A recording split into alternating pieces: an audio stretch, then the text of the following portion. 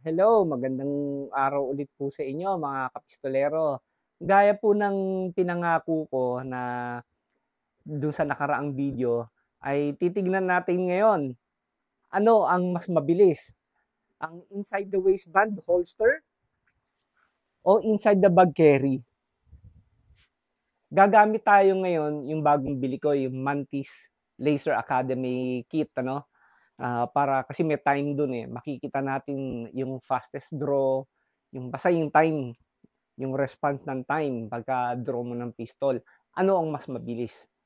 Alam ko naman nasa isip niyo, pero scientifically patutunayan natin ngayon.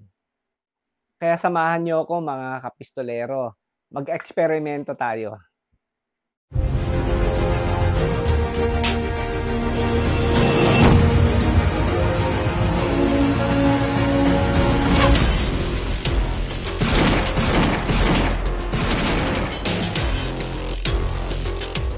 Ready.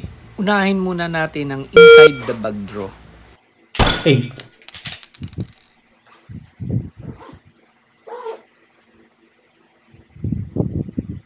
Ready.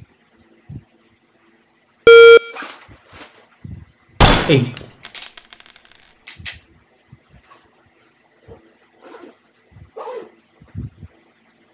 Ready. 8.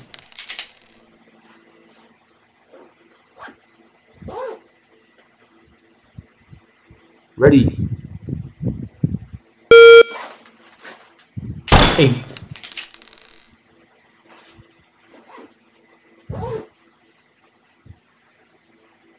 Ready. 8. At yan na naging score natin. Sa 5 tira natin, umaverage tayo ng 2.09 seconds. Ready. Inside the waistband naman tayo. 8. Ready. 8. Ready. 8. Ready. 7. Ready. 8. At ayan, ang best time ko ay 1.73 seconds. Average ko ay 1.97 seconds. At ayan mga kapistolero, nakita nyo na naman, di ba? Ngayong medyo malapit nang maamyendahan yung ating ang ating Republic Act 10591. Sana mapayagan na yung inside the waistband, di ba? And may option tayo kung paano mag-carry ng ating everyday carry pistol.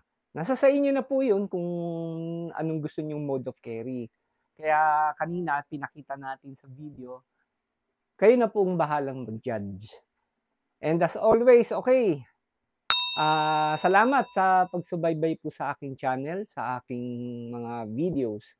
At puro mga positive naman po yung mga comments po ninyo. Marami pong salamat sa inyo. And kung meron pa kayong video na gusto, mag-message lang po kayo sa akin. Sa mga nagme-message sa akin, wag po kayong magsawang mag-message sa akin, Pistolerong Pinoy, ano? Lahat naman yan, kung kaya ko, sinasagot ko naman yan. Sige, maraming salamat sa inyo. Be a responsible gun owner, okay? And to God be the glory.